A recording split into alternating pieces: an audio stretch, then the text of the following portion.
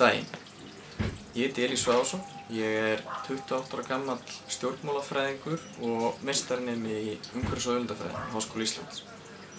Fyrstu 13 ára ævi minnar ólst ég upp í Búðardal en ég bý núna í Reykjavík ásamt konu minni og 3 börnum. Ég hef mikinn áhuga á því að taka sæti á lista Pírata í Norðvesturkjördæmi fyrir næstu kosningar, en fyrst og fremst hef ég mikinn áhuga á því að starfa með flokknum í kjördæminu fyrir kosningarnar og að hjálpa til við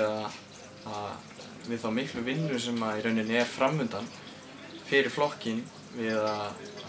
breiða út Pírata boðskapinn. Og þó að þetta sé í rauninni fámennt kjördæmi og með fáa þingmenn til að gera, þá eru fjarlægðirnar og dreifð íbúanna í kjördæminu mjög mikil sem að þýðir að það er mikið af fólki til þess að koma að þessari vinnu og í rauninni mikið meira fólk heldur en mun koma til með eigin raunhæfa möguleika á því